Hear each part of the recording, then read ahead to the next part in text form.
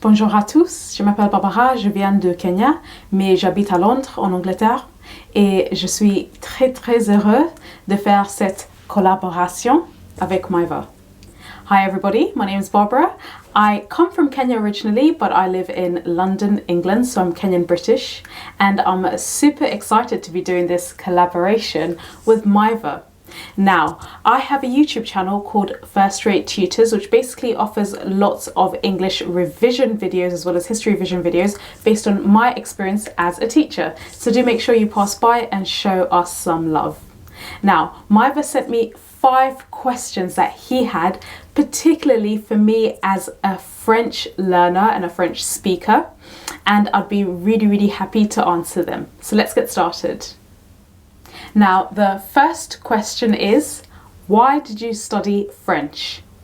Now, this is a really good question, and to be honest, a lot of people, particularly in London and generally, to be honest, in England, are not bilingual in the sense that it isn't necessarily seen as a really big deal to be bilingual, to speak other, especially European languages. Now, to be honest, the reason why I started studying French, it kind of began in school where I just took it as a subject, but I didn't really take it seriously. However, I always had this very romantic idea of one day maybe spending some time living in Paris, and the opportunity presented itself when I went to university. So whilst I was at university, I had the opportunity to go and study abroad on a scholarship for 1 year in Sciences Po Paris, which is a university out in Paris. It's a very well-known university, especially in the Francophone world. And during that time, I really especially enjoyed learning French. I had to become very fluent in French in a fairly short period of time because a lot of my electives were in French. And during that period, I also had internships on either side. So there was a summer holiday for about 3 months where I went and worked and lived in Cameroon, which is a French and English speaking country in Africa. I then lived in Paris for the year during my student year in Sciences Po Paris, and then after that year was over, I then had a final year in university. But before that, I then went on to Senegal, which is a Francophone country again in West Africa, and I had another internship there. And what that did is that it really solidified my French speaking skills. So to be honest, I just had the opportunity. I really enjoyed the sound of the language, and it was for that reason that I decided to study French and take part on my French elective courses in university in French. The second question is, what's the most interesting thing about French culture? À mon avis, j'adore la culture française, j'adore le mode, j'adore leur façon de vie, j'adore quelque chose qui est très française. Même et surtout, quand j'habitais là, j'ai appris beaucoup de choses françaises. I really loved it even more. And as you can see, I haven't lived in France for a while, so I've become really rusty, but one of the things that has really motivated me to still keep on learning French, to still stay on top, I see a French tutor every single day. The things that I totally love about French culture, as I was saying, is everything. I love their fashion.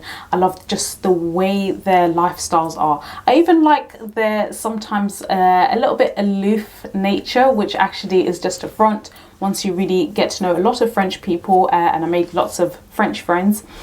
They are super nice. For me, I really fell in love with French culture quand j'étais là, when I was there, because I just thought the way they have so much pride in their food, in producing lots of things that are very French made, even the beautiful style of literature. One of my favorite authors is called Guy de Maupassant. All of that I really enjoyed about French culture. So to be honest, one of the things that really just made me want to learn the French language was just simply my love for French culture. But equally, I also just love the sound of spoken French. So that's one of the things that really motivated me to become quite fluent when I was living there. I've lost some of that fluency since moving back to London, but I am relearning that, and I'm really trying to improve on that. The third question is, how often do you use French on a day-to-day basis? To be honest, I hardly use it. It's really sad. Once I moved back to London, because a majority of people that I'm around are not bilingual and they're not necessarily French speakers, I hardly ever use it. Also in my work. So I used to be a journalist before I became a teacher. Both times I really didn't use French apart from very specific trips as a journalist where I went, for example, to Morocco. I had to interview the CEO of Attijari Wafa Bank, which is one of Morocco's largest banks in the country. He couldn't speak a word of English and my French skills definitely kicked in. That being said, apart from those few instances, I hardly use French, and I think that's also one of the major reasons why I quickly, after being really fluent, after even sitting part of my university degree in French, I kind of lost that fluency once I moved back because I don't use it as frequently as I'd love to do so. The fourth question is, what benefits have you gained from being a French speaker? Now, the major benefit I gained from being a French speaker was to do with career benefits. As I mentioned, when I went to university, I did my year in Sciences Po Paris, and after that, and of course, I also lived in Cameroon for a brief period of time and Senegal, where I was intensively practicing French because I had an internship in 2 separate NGOs and people couldn't speak English there.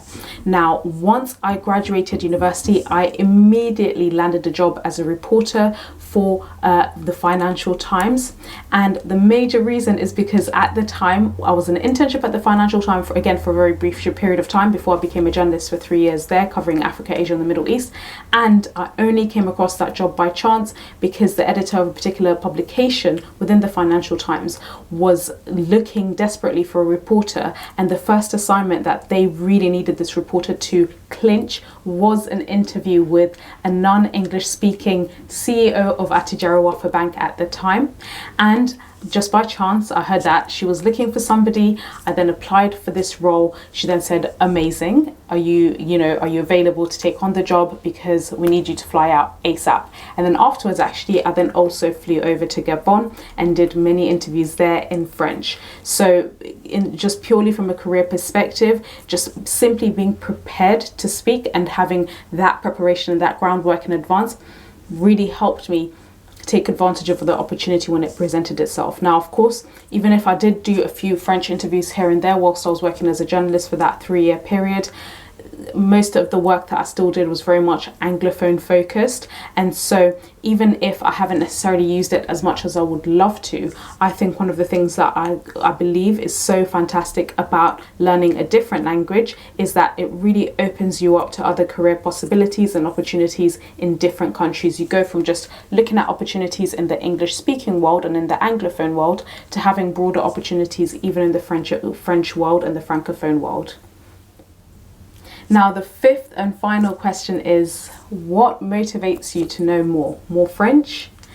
Now, from my opinion, one of the reasons why I still stay really motivated to learn French, I still see my tutor every single day for an hour for our Skype lessons, is that I just love the language. I love French as a language. I think it's very beautiful. However, I'll be very honest, I also do have very romantic dreams and notions of one day living in a French-speaking country again, but this time for perhaps a longer period than just a year.